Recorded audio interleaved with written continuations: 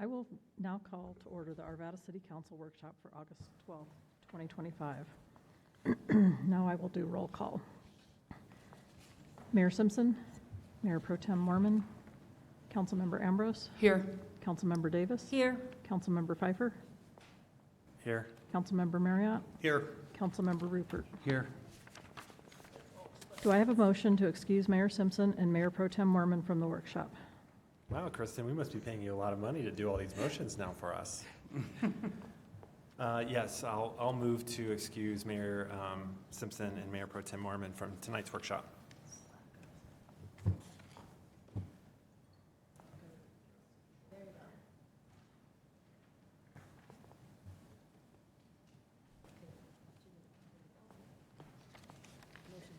All right, motion passes. All votes are cast. The motion passes 5-0. The mayor and mayor pro tem are excused from today's workshop. Since the mayor and the mayor pro tem are not in attendance, we need to elect a presiding officer for this meeting. It is my understanding that Councilmember Rupert is willing to serve as the presiding officer. Do I have a motion for Councilmember Rupert to serve as the presiding officer at today's workshop? I'll make the motion to have Councilmember Rupert be the guy for the evening.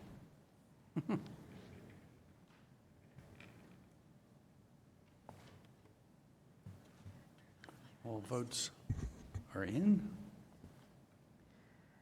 All votes are cast. The motion passes 5-0. Councilmember Rupert will preside over the remainder of the meeting. Thank you, everybody.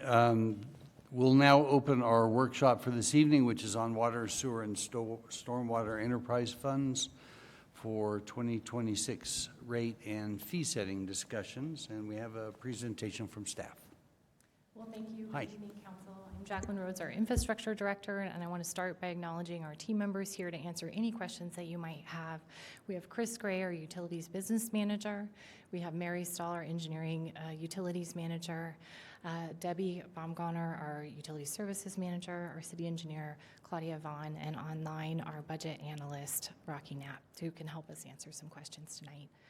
So tonight we'll begin with an agenda that covers a little bit of a recap from last workshop. We are providing additional rate and fee scenarios for your consideration. We want to talk about those impacts, what they look like in the 10-year model, and do some comparisons. Continue our discussion around affordability and get your direction on next steps. We took an approach to include some additional information in the appendix that we can draw upon during tonight's discussion, and happy to answer any questions about the materials referenced there as well. So diving right in, what we heard last time is that you do want to see more of those middle-of-the-road scenarios. We presented in July 2 bookends of and fund everything or fund just the critical projects, and we wanted to provide some middle-of-the-road scenarios for you as well. We also heard that we want to see some concise but important information to help you in your decision making. And so as I mentioned, we're trying to strike that balance tonight. Hopefully we can move through all the information that you'd like to hear, but happy to take that feedback and adjust next time if there's additional information that we haven't covered. The stormwater presentation will be scheduled for first quarter. I'm working with the city manager's office to do that, but I wanted to assure you, Councilmember Davis, that we can come present a higher level of information at an informal dinner session, and we will be getting that on the council workshop agenda for early next year. Thank you. I appreciate that. Thank you. We also heard that affordability is something important. We need to keep utility bills affordable, and we'll discuss that tonight.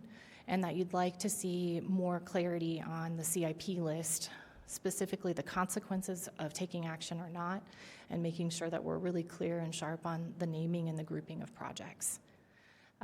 We're providing an update on the billing system projects, and for the pump zone surcharge discussion, we did receive some mixed direction last time, and our team at this point is recommending that we defer this to next cycle. This is a complicated project to scope. And so we wanted, again, your direction tonight, but we're recommending it this time. We don't do that for this cycle. So a preview of what you're going to see is that some of our scenarios have changed since last time. Why is that? Well, a team did a deep dive as part of this year's budget review, and we're proposing some cuts to our operation budget. This was a tough decision. We tried to make some cuts where we knew we wouldn't impact our level of service, but we've incorporated that into the financial models that you're going to see tonight. We wanted to really tighten things up as closely as we could. And so you will see that those scenarios A and D, what we're calling kind of those two bookends, are a little bit different than what you saw in July, and that's the reason why.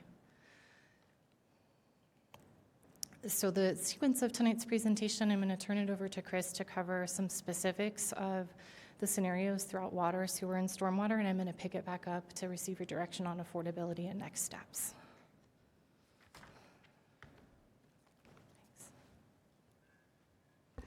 Good evening, Council.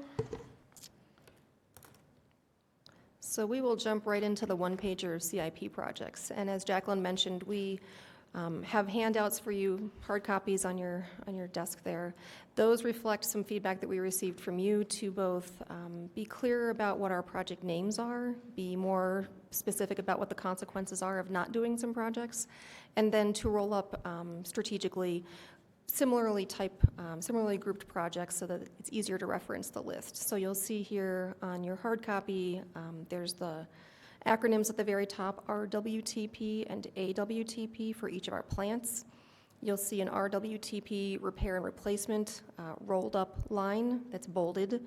You'll see some raw water projects in the red section as well. They're bolded. Those are also rolled up.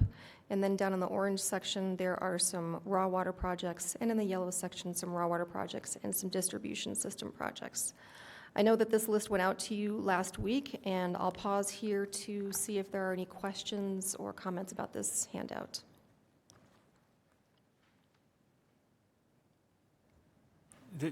When you said you roll them up, you just condensed all the individual projects into Yep. one line. So when we look at this one line for raw water pump station upgrades and modification, and it's 4.3 million, and you got 4.3 million, that means you're going to do all those projects. Yes. It's not. Those were all red projects, so those were all rolled up into one line. So there were two in the projects. old list, there were individual lines. There could have Yes. been 5 lines. Yep. Rolled it into one. Yep. But when we look at this, they're all together. That means they'll all, if we said move forward with those red ones, you're They'd gonna all do be in all of those. that dollar Okay. amount, yes. All right, thank you.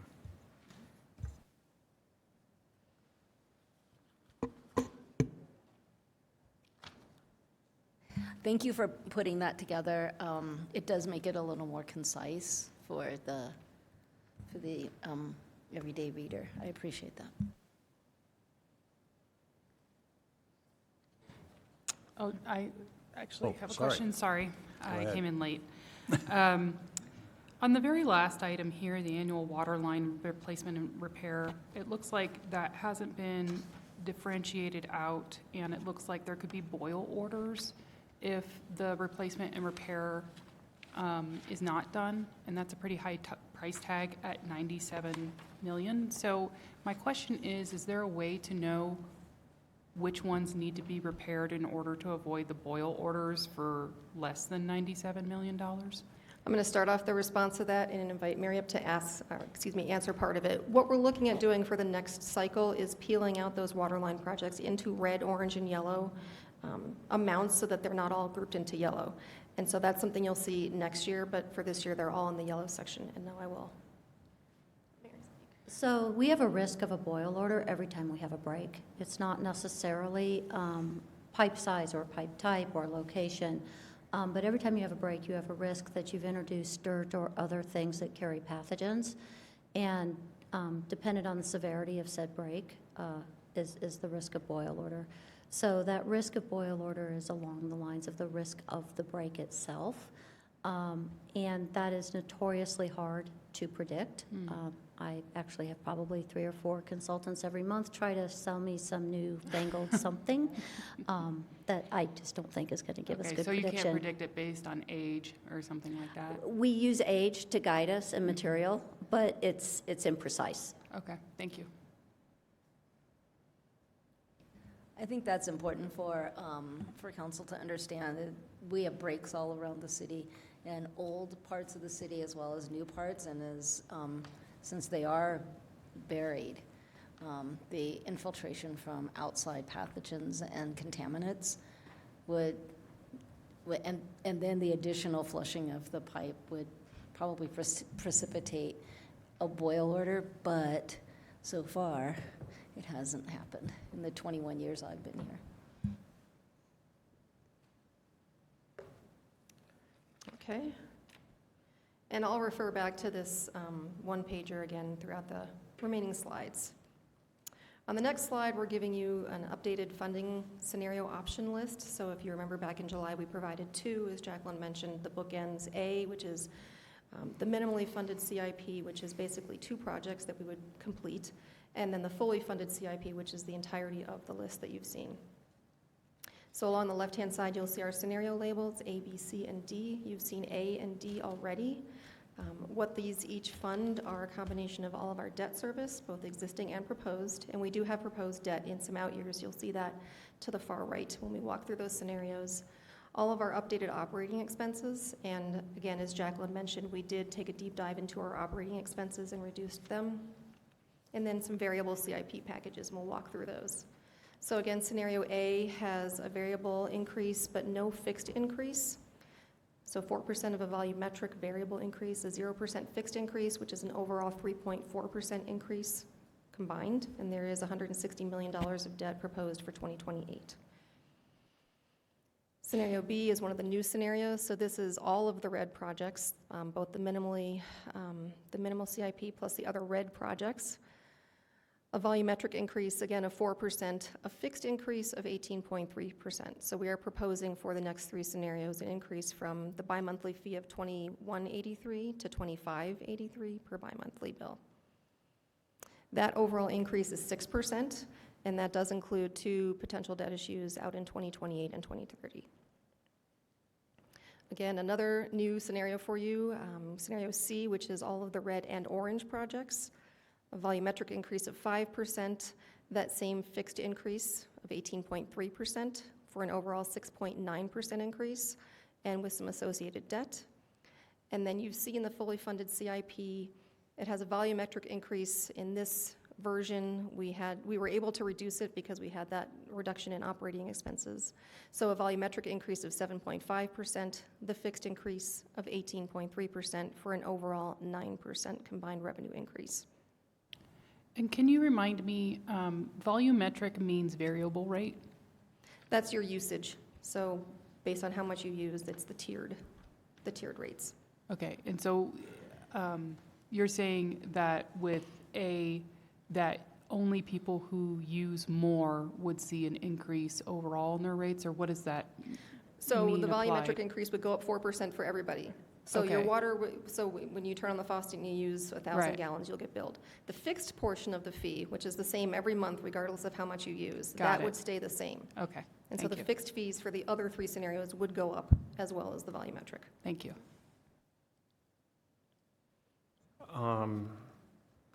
Just so we're qualifying this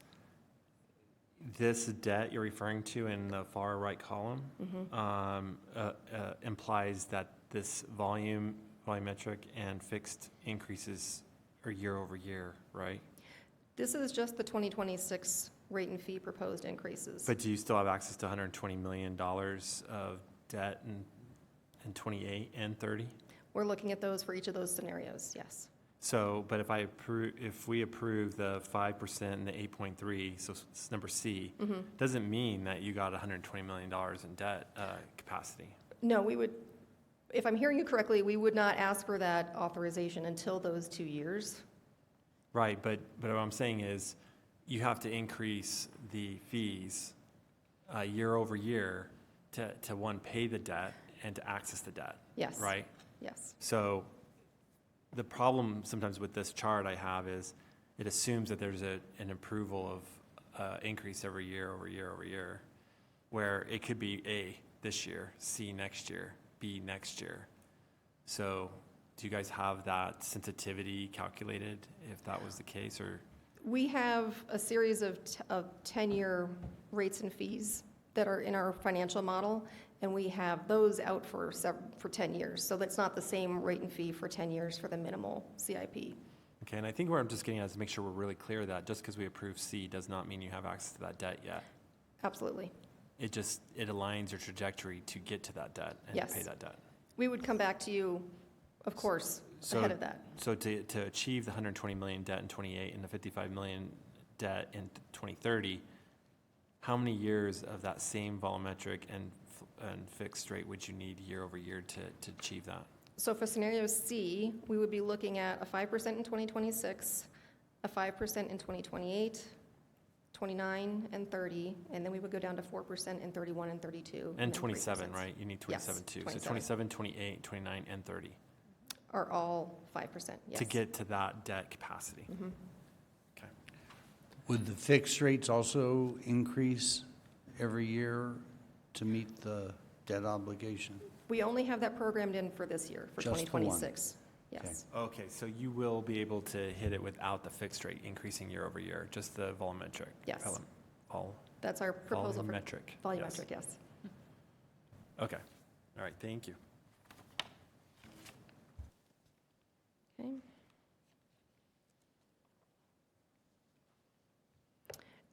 To respond to a question at the last workshop, we're presenting some information about the historic single-family water use. So you'll see here from 2000 through 2024, what our single-family users have been using for water.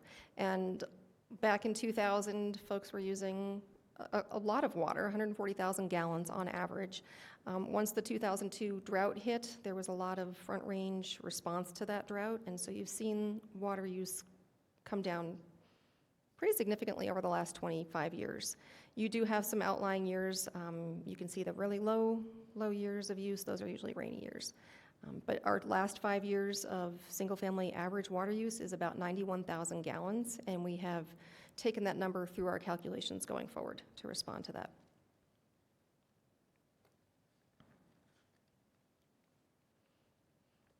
So if you take those 4 scenarios that we've offered, using the 91,000 gallons per year, you can see across the top we have the different scenarios, and we have included 2025 as a reference point. And then along the left-hand side, we're showing the volumetric or variable dollar amount, the fixed dollar amount, the total, and the increase over 2025. So going from left to right, that A, scenario A, the minimal CIP, the total bill is $717.02 for somebody using 91,000 gallons per year. That's a 3.28% increase over a similar bill in 2025. Why is A and B the same on the top line? If one's 3.4 and one's 6%? Scenario B and C. Or no, let me A go and B, back. A and B, because it says on the volumetric, it's 586.04 and 586.04. Each of those is a 4% volumetric increase. The fixed increase is different for Oh, there's so you ended up the same dollar amount exactly, huh? 91,000 gallons. Yeah, but the Yep. dollar amount. And the dollar because amount, You're the- right, so one does not have the fixed rate, right, the zero. Yes, The A, and the B has the 18.5. yes. Okay. It's So just that- interesting it got straight to the same penny. Yep, it's 4% for each of those two, for the volumetric for each of those two scenarios. So then you get into the fixed component, Oh, and that's where down you on can the next see line. I on the got second it. line. You itemized it. Sorry, I was going line by line and didn't go to the next line. Thank you. Any questions on this slide?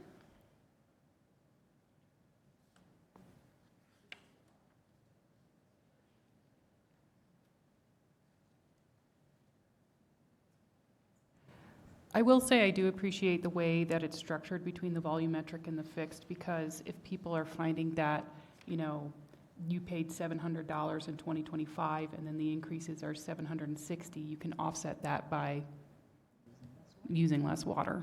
And that main water usage is through a lawn, so, yeah. It does make a difference for different types of customers. I will go ahead to the next slide, which is very busy, and I will take some time to orient you to the slide. Basically, what I want you to take away from this is that we are meeting our funding needs over the course of time for the different types of expenses that we have. And so you'll see here 10 years past 2025 of expenses, and I'll walk through what each of those is. Those are the colored bar charts. Those are all of expenses. And then you'll see two different dotted lines. One is black and one is gray, and that shows our funding line. So you'll see in 2025, we have that dark blue line at the very bottom. Those represent our existing debt service amounts. 2026, you'll see that teal colored line, that shows our new debt service, and that shows the debt service that's coming in from our 2025 issue. So that shows up in 2026. Green represents our operating expenses. Purple represents our transfers out. So we have overhead costs to HR and city attorney's office and the like for the general fund services that we use. And then you'll see the different colored CIP packages. So there's red. You'll see over a couple of years, there's more orange and some yellow. And those are our expenses. On the left-hand side, you'll see the millions that represents. So for 2025, you're looking at about $70 million-ish. The dotted lines then represent our funding sources, and we use a combination of those rates and fees, the revenues from those, our bonds that we issue, and those are programmed in, as you saw in the different funding scenarios, those are programmed in here too. And then where those two amounts don't quite cover us, we tip into fund balance. So I'll show you an example, I'll walk you through. In 2025, you'll see that our expenses are below where the funding line starts. And that is because we have unspent 2025 bond funds. So we just issued those very recently, and we will not have spent all of that money in 2025. Nor will we have spent it in 2026, which is why that dotted line, both of them still show up above the expense line. You can see in 2027, it falls smack in the middle of the red CIP, and that's where we will finish spending the 2025 bond proceeds. Then in 2028, you'll see that gap again, and depending on the amount of bond issuance, there's either a larger gap or a smaller gap, and again, it gets spent down in 2029. 2030, we issue again, potentially, and then the out years, they meet our expenses in different ways. So it looks like with both scenarios, you would not be able to fund all of your high critical projects in '27. In '27, with rates and fees, we would not. We would finish up rates and fees and bond proceeds from this year's issue, and that's when we would dip into our fund balance. Okay. So that difference between where the bar chart ends, all the color ends, Right. and that dot shows up, that's that difference that we would need to dip into fund balance. And you have the fund balance to dip into to do that? Okay. And then is that the same scenario for 2030 if we approve scenario A?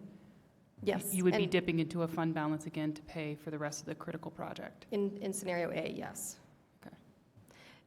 And please note that this reflects taking scenarios A and D out for 10 years. So if we did the minimally funded CIP in 2026, we're carrying that minimal CIP all the way through to 2035. That's that lighter colored dotted line. If we carried through the fully funded CIP all the way through the 10 years, that's that darker dotted line. I'm not saying that we would recommend doing only the minimal CIPs for the next 10 years, because the things on this list that are yellow will become orange, orange will become red.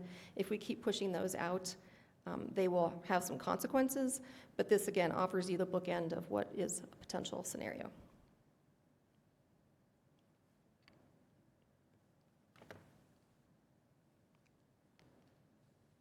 Okay.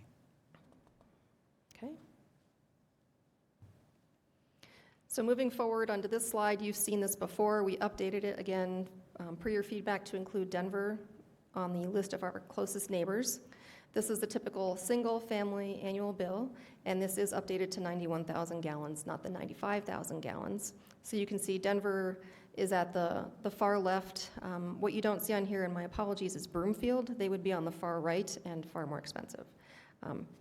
I unclicked that one by accident when I was putting the slides together.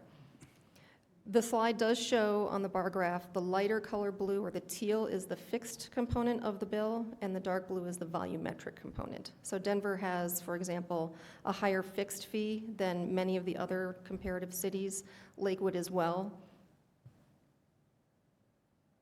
And Broomfield's is much higher than Lakewood's, it's about double. So that's, again, apologies, not on the graph.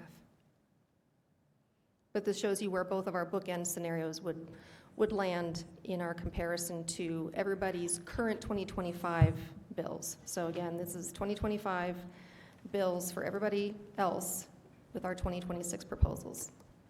Is Broomfield's exceptionally high due to the fact that they have to build a water treatment facility?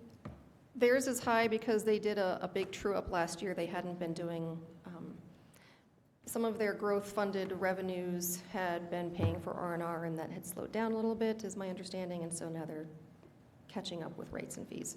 Okay, thank you. Chris, I have a quick question for you. Does Lakewood have a water and sanitation? They do not, Okay, so which district are you using for the Lakewood data? ConMutual. ConMutual. Consolidated Mutual is one of the largest districts that serves Lakewood. Lakewood does not have, thank you, a very large, they have a very small treatment component, but it is much smaller than the rest of what the districts offer. So Lakewood as a city has a very small treatment component of their own, but most of their water is provided by different districts. By districts. Thank you, And Counselor. did you check with any of the other districts in Lakewood, like Bancroft or? I did Any not. of We the have historically used Consolidated Just- Mutual. just them. Yep.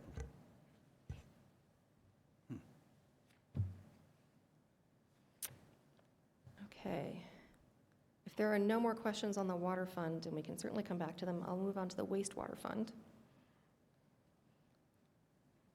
So again, we have the updated one-pager, and there are far fewer projects on this. There are very focused projects. We are mostly doing some work in our central Ralston trunk line and our northern trunk line, and those are a combination of aging infrastructure and preparing for planned development. So you'll see the very dark red projects at the very top. There are some north trunk line and central Ralston trunk line projects up there. You'll see the regular red ones, some orange projects, and then some yellow projects. And again, we rolled those up, grab my copy here, to be a little bit easier to reference rather than having all of the NTL and the CRT projects shown. And I know we mentioned this last time, and I'll repeat it again, is that what you're seeing on the one-pager is what we know right now. So what we have been doing is implementing the projects that have come out of the 2019, the 2020 master planning efforts that we've completed per council's direction. And as we continue to do planning, we'll find more projects that we need to complete.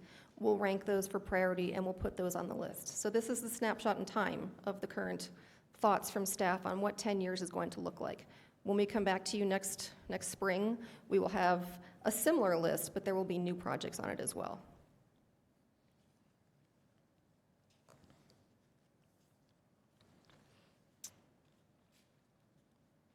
And I will move forward to a similar slide to the water fund. We again have the 4 scenarios along the left-hand side, A through D. We had shown you scenarios A and D before, and we've come back with 2 in the middle, our new scenarios. So a similar setup. The scenario is on the left. Each scenario will fund debt service, existing and proposed, and to Councilor Pfeiffer's point, those debt issuances are proposed. We would come back to you in those time periods to ask for authorization if they are needed. All of our operating expenses, and then different CIP packages as we've listed them. So scenario A was a minimal CIP. Those are dark red projects only, and basically those are only the projects that would be needed to use up our bond funds that we issued this year. Overall, it would be a 6.1% increase in 2026, and there would be 0 future debt. Scenario B is a new one. That is all of the red projects, the very dark red and the red ones. Our combination revenue increase would be 9.6%, and that is potentially with a $30 million debt issue in 2027. Scenario C, again, another new scenario for you. That's red and orange projects. And that's a 10.5% combined increase with a potential debt issue in 2027. And then the fully funded CIP that we presented back in July, which is a combination 11.3% increase with a potential debt issue again in 2027.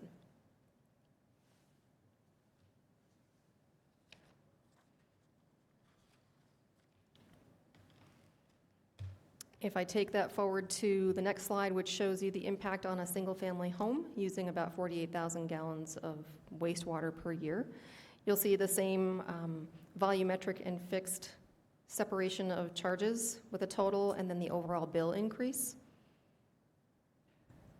So my question here is, why is there no increase on the fixed? We looked at what is on the one-pager for projects coming up and how much that costs relative to other CIPs, and we didn't feel it was necessary at this time to implement that. We'll be taking a look over the winter to prep for next year's rate and fee discussion with you about what a sustainable fixed fee looks like for the wastewater fund, the sewer fund, and we'll come back to you in the spring with that, but at this time, we didn't feel like it was necessary. Thank you.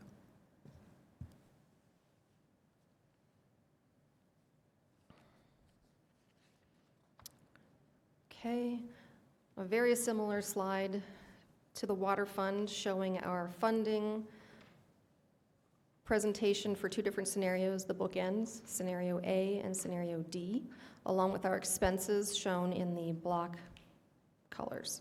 So again, debt service, existing debt service new, operating expenses, and the different capital project colors, red, orange, and yellow. Again, in 2025, we've issued debt recently. We won't be able to spend all of it this year, so there's a funding surplus from the debt. We will get back into that in 2026, and we will still probably not use all of it, but we will in one scenario in 2027. In 2027, we will also potentially be issuing debt, so that's where those two different lines diverge. In the out years, you can see that we are funding our expenses with the fully funded CIP, but again, if we took scenario A, the minimally funded CIP all the way through, there's very little, if anything, in that CIP. If we minimally fund the projects that we need to right now, there's not much, which is why you can see that the light gray line is just covering expenses. There's very little CIP.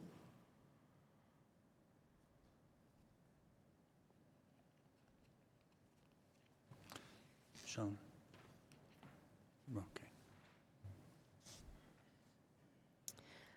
Taking that forward, we see the single-family annual bill comparisons with, again, our closest city neighbors. We've added Denver into the mix. And this is, again, comparing our proposed 2026 rates and fees with everybody else's existing 2025. Some cities do not have a fixed fee, and some cities do. Denver has a very large fixed fee as well, as represented by that darker teal color at the bottom of the bar chart.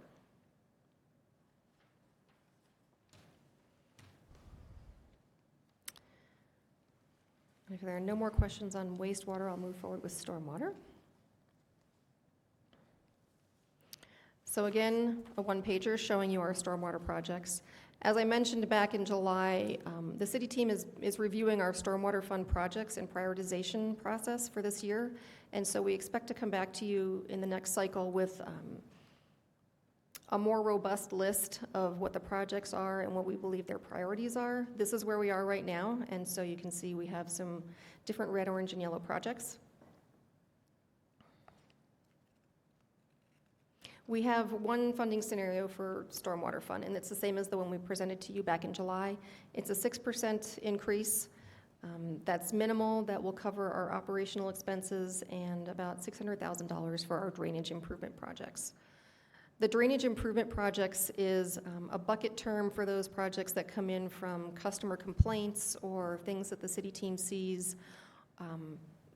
It's a huge list of projects that we go through, the city team goes through and prioritizes and then picks out the most important ones and then funds those every year.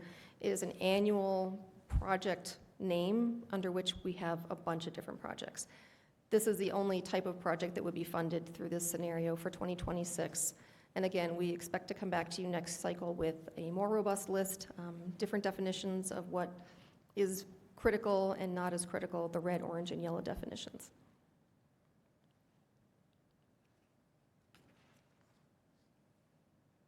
This information remains the same. It's a 6% increase, and so the annual bill in 2026 for a 3,000 square foot impervious surface area would be $71.55, and that's your patios, your driveways, anything that's concreted and water can't soak into.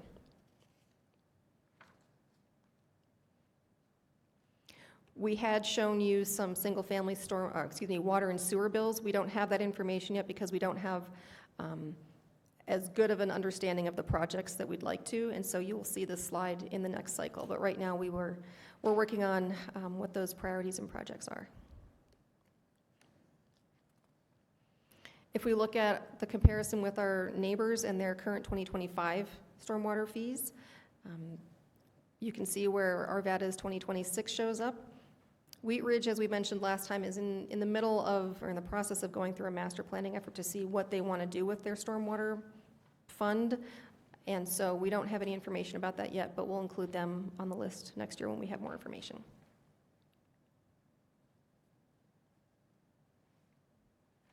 So if you took all of the three funds, water, sewer, and stormwater, and included the fully funded CIP amounts and the minimally funded CIP amounts, this is what an annual bill would look like. And it does include Denver.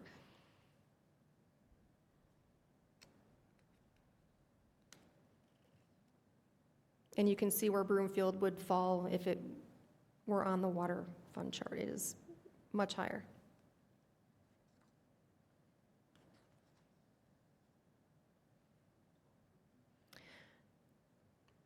This slide is the end of the rate and fee discussion, and I'll turn it over to Jacqueline to talk more about affordability and assistance programs. If you have any questions about these slides, I can take them now, or we can cover them later.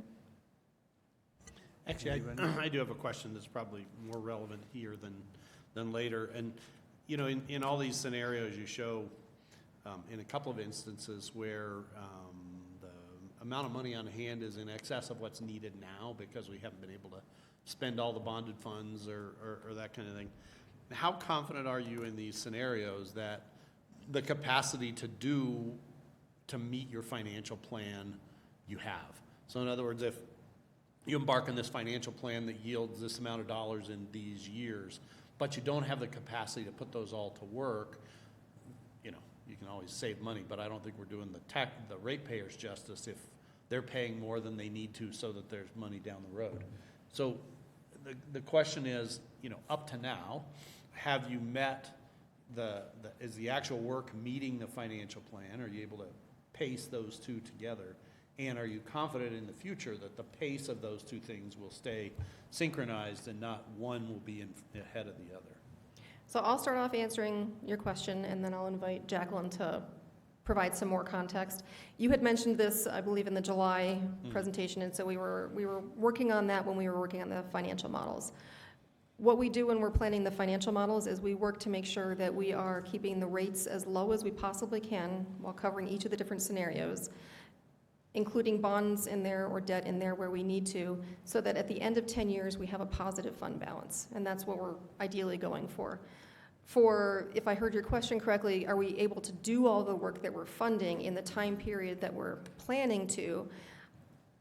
I believe the answer is yes, and I'll lean to these two to back me up on that because they would have more information. Thank you. The answer is yes. Our teams are working very hard, and you know, in the example of the 2022 bond issue for both water and sewer, the 50 million and 50 million that we issued, water outpaced our spending compared to sewer, and we had a number of designs that we had to advance to get into construction, but those have moved into construction now. And so you'll see a similar pace with the 2025 issue, and we scaled that issue, that debt issue, according to what we could actually deliver in terms of those sewer projects. So we're keeping a careful eye on it, including staffing levels, contractor capacity, and we're trying to be very thoughtful and precise as to what we can deliver those top priority projects, but it's something on the front of our minds. Okay, thank you. Anybody else? Okay. Okay, I'll keep going with affordability. And again, I just think this is so important to emphasize because, as we know, we're faced with this difficult challenge of addressing our infrastructure needs while also providing services at a rate that are not beyond the reach of our customers. And so I mentioned this last time, but over the past few decades, we know that water and wastewater rates nationwide have outpaced the consumer price index and household incomes. And certainly as we've worked hard to set out an implementation plan for Arvada's utility system plans, we've seen those similar trends here. So it's something we're thinking a lot about. And last workshop, we presented a couple of different lenses or metrics that we could start to look at this through, including a percentage of the median household income, other American Water Works benchmarking for service affordability. But I think what you might have seen last time, and the takeaway is that some of our Arvada bills are well below these metrics, and so we're really looking for meaningful metrics. And so what I'd like to show tonight is focused more on the hours of minimum wage worked, and another American Water Works Association household affordability framework, which just provides one more way that we can be assessing this. And again, the goal isn't just to assess where we stand today, but as we look at these 10-year plans, where are we going to be 10 years from now? And we have included some of those projections again for you in the appendix slides. But I just want to introduce this tonight because we didn't talk about it last time. And what this household affordability assessment framework looks at is really to measure both the economic burden on our relatively low income households, as well as the prevalence of those households in our community. And so that's what's represented by these two metrics here, the HBI, the Household Burden Indicator. And that's basically taking our water and sewer costs as a percentage of the 20th percentile household income, also known as the lowest quintile income for our service area. And then also putting that in a matrix to say how many households in our service area are actually at those levels, or they define it as 200% of the federal poverty level. And we actually built this into our financial models this year so that we could say, well, it's good that we're here in 25 or 26, but what are we looking at in 2035 and where do we fall? So I wanted to present some of those projections for you today for that fully funded scenario, just to put another measure into context. So what's shown here, there's some, I guess, acronyms, the Household Burden Indicator, HBI, water and wastewater service costs as a percent of the poverty prevalence indicator. And just to orient you here, the benchmarks that this publication or framework use look at greater than 5%, 3.5% to 5%, or less than 3.5%, 5%, less than 3.5%. And then it ranks how prevalent is this in your community.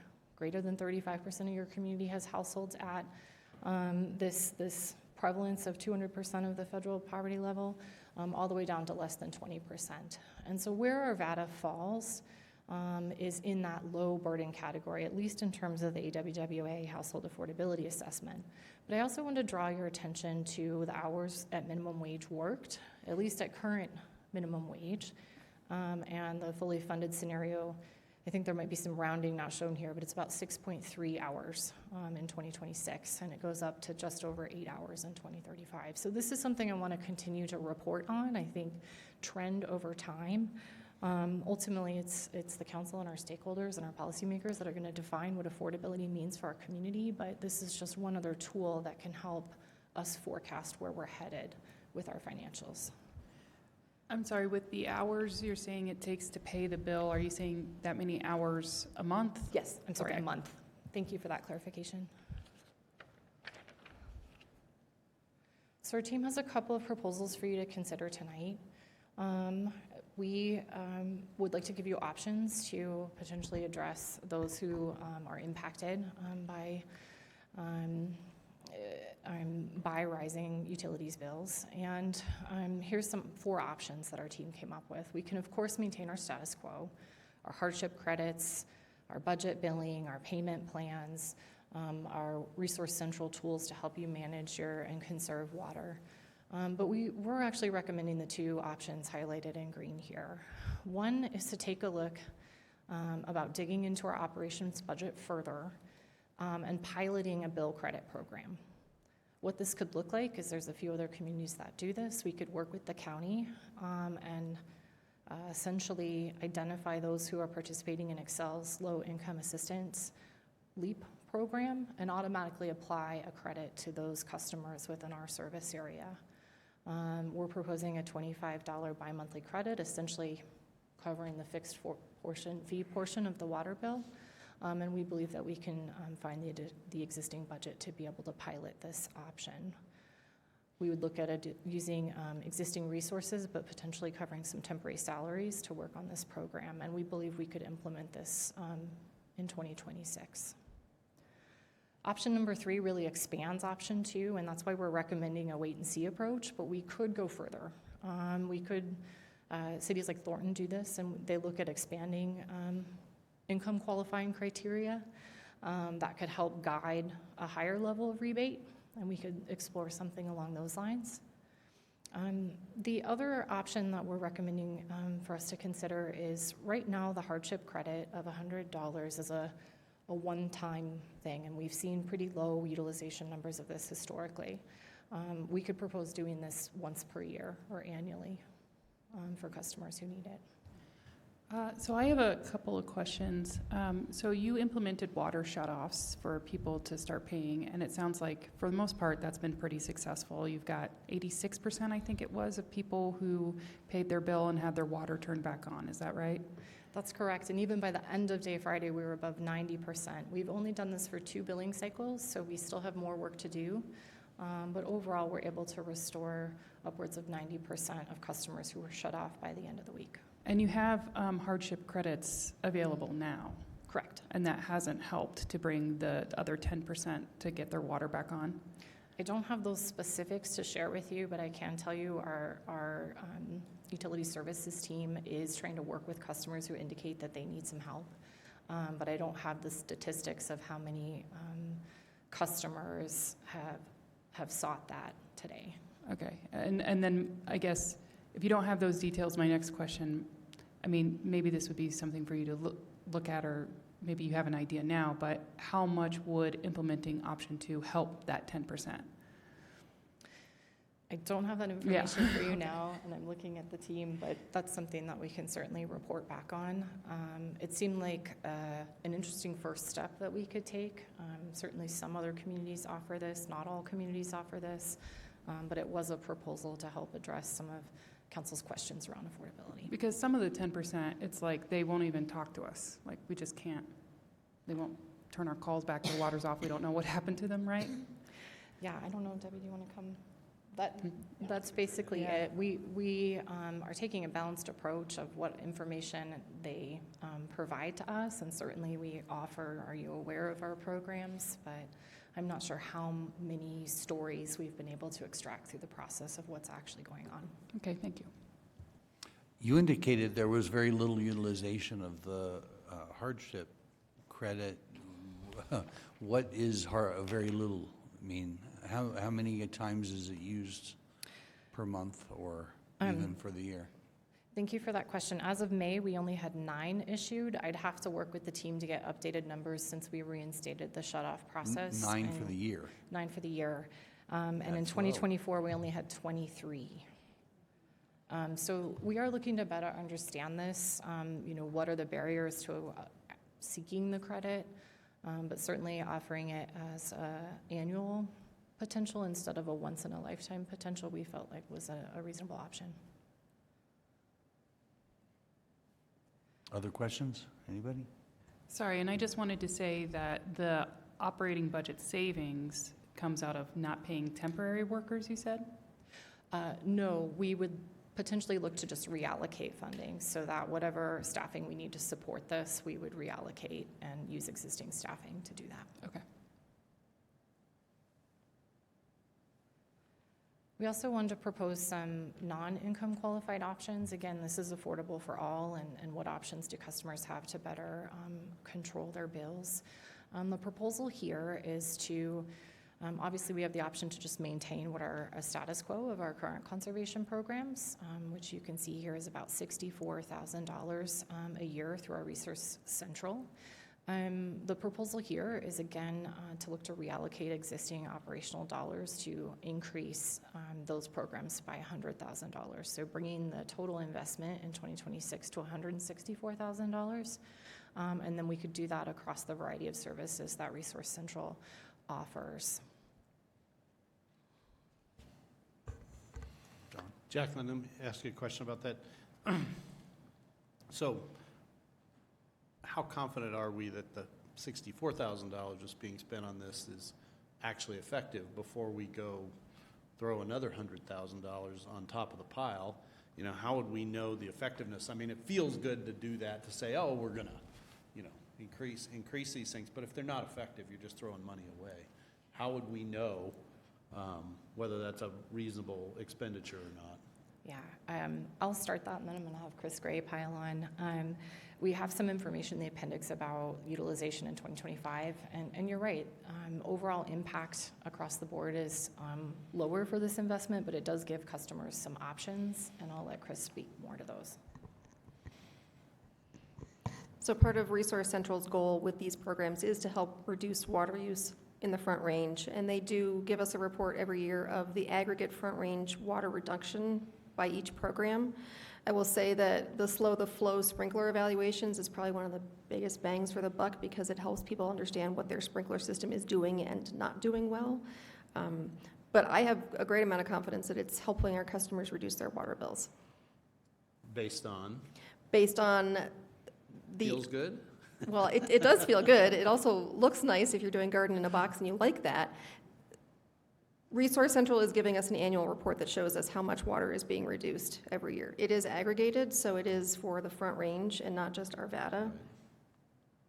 So I don't have Arvada specific statistics, but over the larger area, there is a reduction in water use. And so does it follow that if you add $100,000 to it, you get another additional reduction in water use?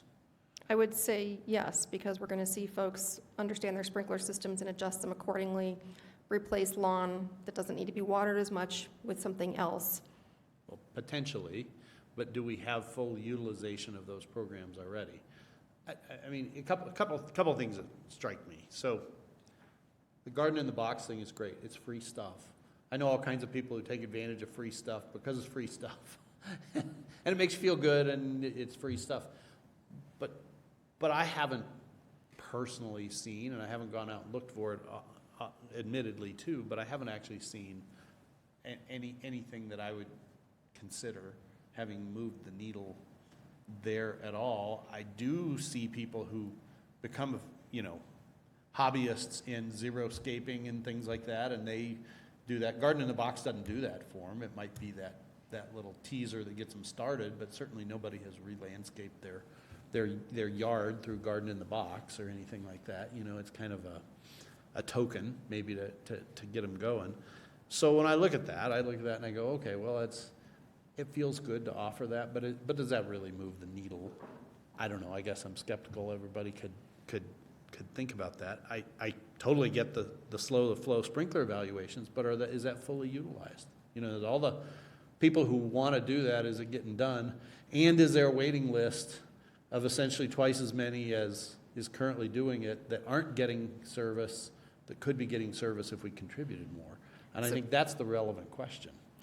Thank you for that, because we do have a wait list for the slow the flow sprinkler evaluations. Lawn replacement, we ran out of spaces, and so we amended the contract to add more this year, so we had that. And Garden in a Box has been very popular with our customers. It's not free, it's just you get a discount, so less expensive. And they're doing a fall sale right now. So I would say, is it moving the needle on a large scale where we're seeing, gosh, this is really reducing water tremendously? I'm not sure that we would be able to say that, but is it reducing it for some people's bills? Yes. Okay. All right. Thank you. Shauna? Yeah, I'll just say that when I first moved to Arvada and heard about the Garden in the Box program, I tried to get the discount for 3 years and was always put on the wait list and could never get on it. So I just ended up tearing out my yard myself because I could never get into any of these programs. I do think there's a high demand, and especially I would want to look at lawn replacement for seniors, because a lot of seniors keep on using sprinklers and they know they want to change it over, but they just don't have the capacity to get out there and do the manual labor that the Garden in the Box program requires. But they are totally open to changing their lawns and lowering their water bills, being on fixed incomes. So I wonder if there's some way, if we do increase the amount of resources, that we can put like a silver garden program or something like that, that helps seniors be able to replace their lawns and lower their water bills and help them live on fixed incomes. Thank you.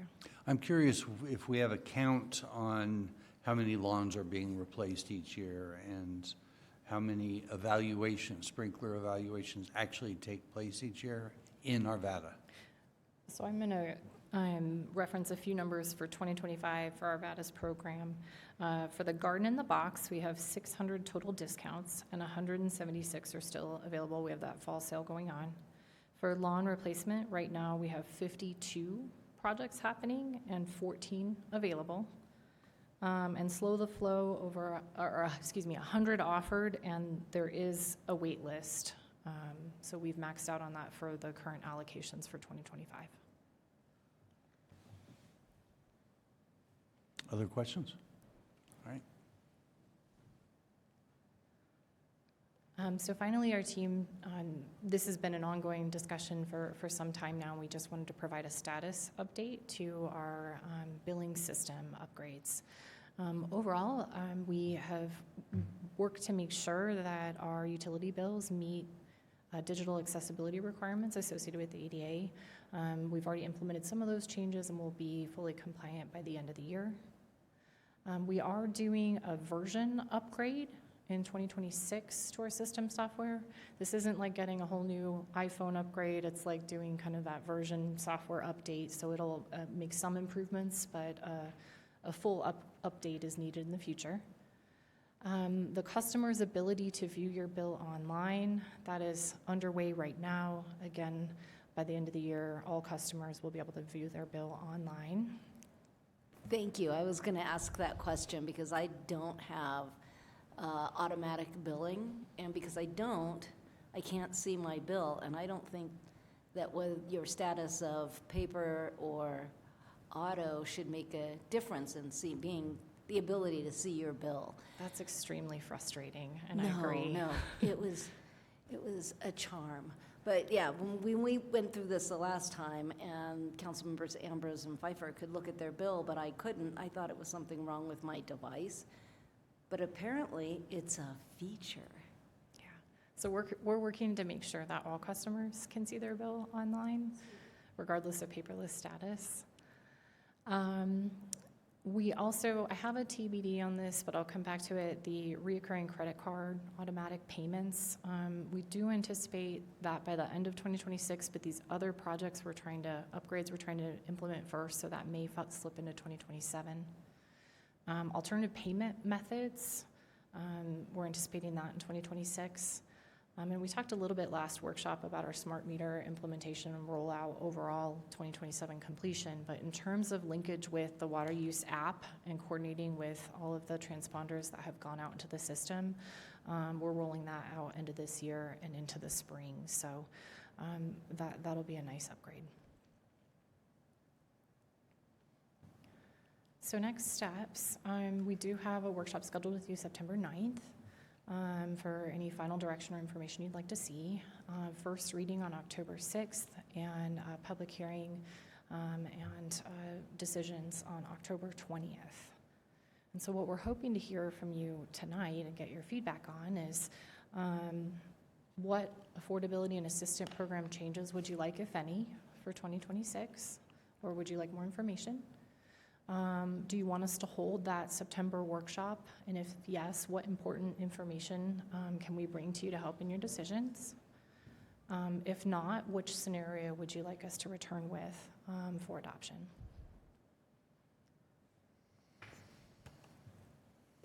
Bob? I'll start. I'll just cut straight to the chase. I mean, I like what you guys are doing. I don't think we need another workshop. That's just my opinion, but I'll let other people.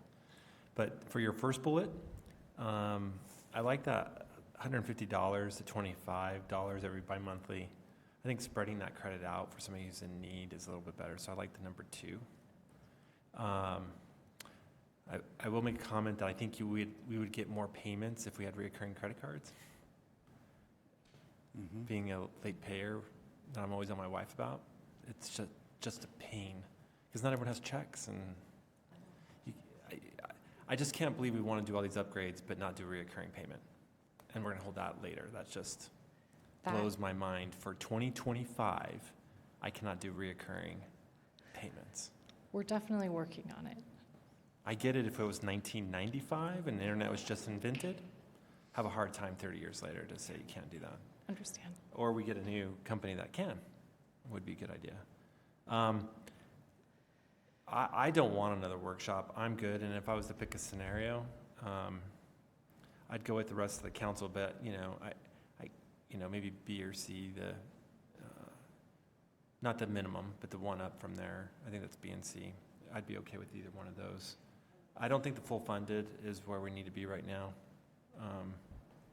We're already pushing it, but again, that's why I kept asking the question that every year we have to have some sort of commitment for an increase to meet the debt capacity to actually do the projects that is on this list.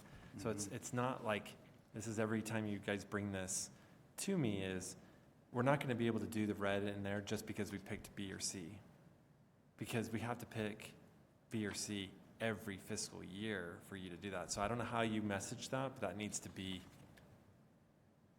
I don't know.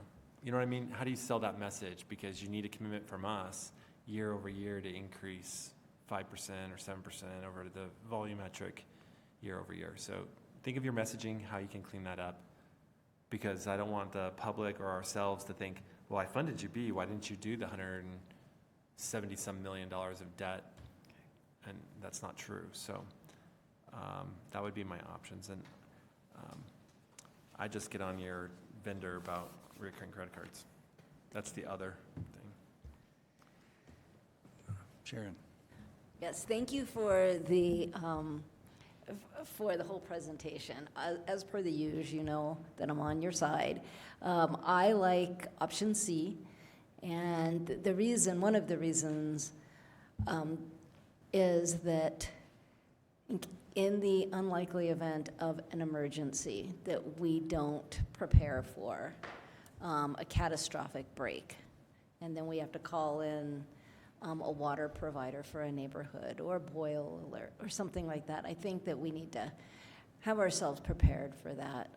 We've seen what happens when other agencies are not prepared, and then they have to increase their rates exorbitantly, and the ratepayers are very, very upset and wonder why their leaders did not forecast this type of a thing. So I'm very excited that with what you've provided here. I do like for the affordability and assistance plan, I do like 2, just like Mr. Pfeiffer, so it was a great suggestion. So thank you very much for all of this, and you got done really quickly. Shauna. Thank you. So I like the affordability and assistance program option 2 that you highlighted, and having the credit be a yearly thing instead of a once-in-a-lifetime thing. I think the thing you should change to make available to everyone is to think about seniors who don't have the mobility to do a lot of the hard work to stop watering their lawn, and if there's partnerships we can arrange with to help with that. And I don't need a final workshop. I am for fully funding this because I think it's some of the other charts, not in this one that we were shown, is that it is expensive now, but it is cheaper later. And especially with these critical just getting more expensive, like the yellows will become oranges, and it will be more expensive to fix it in 2030 than it is to do it now. So I just prefer to bite the bullet and spend the money and make sure that we are preventing future heartache and issues with it. And I really appreciate all of the information that you've presented us and really getting into the details on it. Thank you.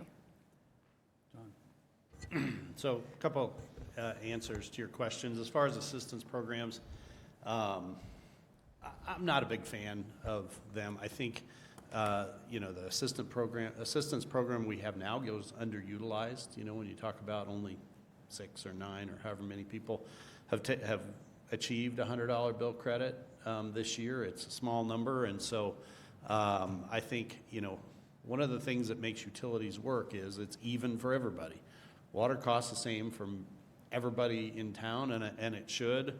And I think if these assistance programs get to be too big, you start just creating tiers of not water consumption, but tiers of users. And it's a very small step from there to, well, we're just going to means test everybody's utility bill. And the reality is, these are enterprises. They should be run by enterprises, and the water should have a price, and the price is what it costs to deliver it. So for that reason, I would encourage you, whatever assistance programs that the council decides to implement at this time, that it doesn't become an annual explosion of assistance programs, that it remain minimal and really just there for the people who really need it. And that this doesn't, this isn't the way that this becomes, a tiered groups of users of these utilities. So, they're going to make the choice on which one of those programs, but I would caution that in future years, we don't want an explosion in these, that if this is what the right thing to do is, okay, fine, but it freezes here and we don't continue on with it. I don't think I need another workshop for sure.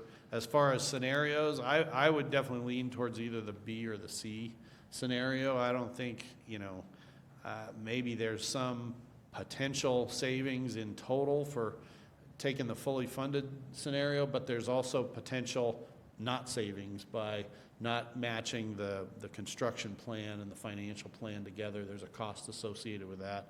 Furthermore, there's the effects of sucking money out of the private sector and out of people's pockets earlier than necessary that has a dampening effect on the whole economy. And so there's as many reasons to not do that as do that, so I wouldn't do that. I would do one or the other, either B or C. And then when it gets to other items, I have to say I'm very disappointed that we're not talking about a pumped zone charge.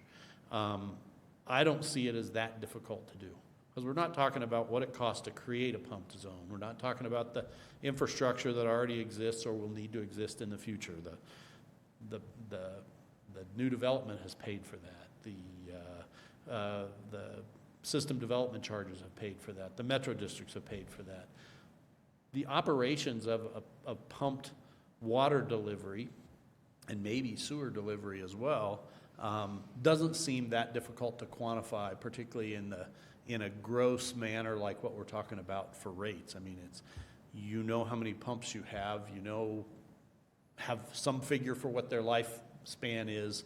How much electricity they consume because we're using them all today, and you've got a figure for that. You can certainly make a ratio between electricity usage and gallons pumped, and as that expands, I'm sure that ratio holds true. What your personnel are spending on these pumped facilities, and so I think coming up with a reasonable number for what it costs us to deliver water that we're pumping uphill to people versus water that's gravity flowing out of the treatment plant doesn't seem to me to be difficult at all. I'm fearful that the next time around there will be no advocate for that, and that'll be something that just never even gets looked at, much less a decision made by council. And by not having this as part of the discussion this year, what you're having is not having a decision made by council. And the council in majority might decide we don't want to do it, but they ought to at least be the ones deciding that. And I'm afraid in the future that decision will never be made one way or another with that. I also think it's one of these things, we're sitting here splitting hairs over garden in the box and sprinkler system optimization and encouraging people to take out their lawns and all that kind of stuff and spending a bunch of time on that. Meanwhile, some of these same seniors who might like to take out their lawn but can't afford to are subsidizing the water for some of the people who live in other places, who've chosen to live in places where it's more expensive to deliver water. And I think we're missing the big picture by doing that. And so I have to say I'm pretty disappointed in that. I don't know that when this comes to council as an ordinance to accept these water rates that I can vote for them with that missing. It's probably too late for you to do anything about it. I completely understand that.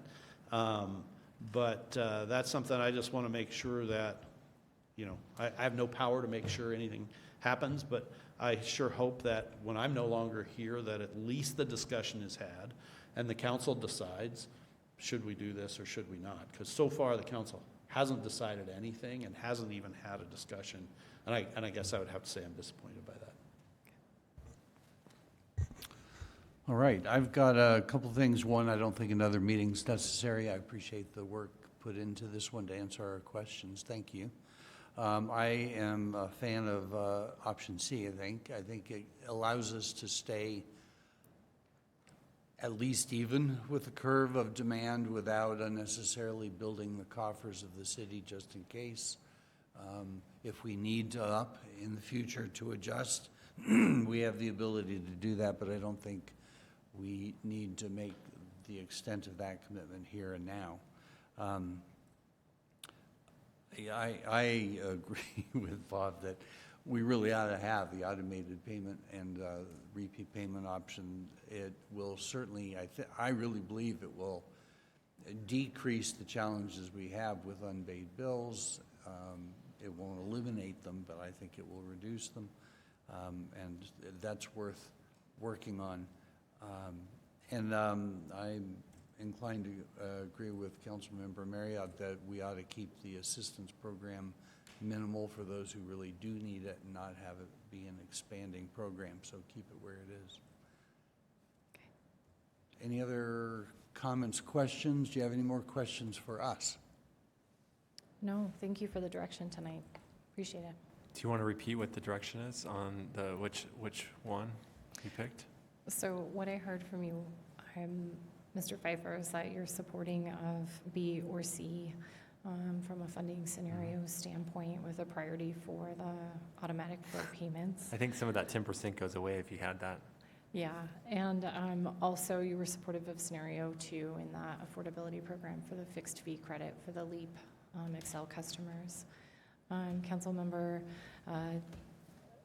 Davis, I believe you were also open to option C and that same affordability program for that bill credit for the LEAP customers. Councilmember Ambrose, I heard that you were open to fully funding, but perhaps supporting option C as well if your fellow council members supported that, and really focusing on how we can increase support to seniors, as well as the option 2 for increasing the bill credit. Mr. Marriott, I heard you loud and clear on the pump zones information and council decision on that, as well as being supportive of option C, but holding affordability programs where they are. And Councilmember Rupert, keeping affordability programs where there are, but being open to option C. So I'm hearing a majority for option C, and then mixed direction on the affordability program. So I don't know if we want to allow other council members to weigh in or move forward with the credit option or holding where we are. So maybe seek some further direction from our other council members before we make any changes. Randy and the mayor probably, I would recommend just reach out to them individually and see what they think. Okay, thanks for letting me repeat that just to make sure I had it correctly. Yeah, I just want to make sure, exactly, if we're not going to have another workshop and then you come back and it's not what we expected, timing doesn't work well. So I just wanted to make sure we're on the same page. Yeah, I heard consensus for C, and we'll seek more information before we change anything related to our affordability programs. Okay, thank you. Thank you for your time this evening. I Okay, appreciate it. any further information from staff? Council members? All right, we're done. Thank you.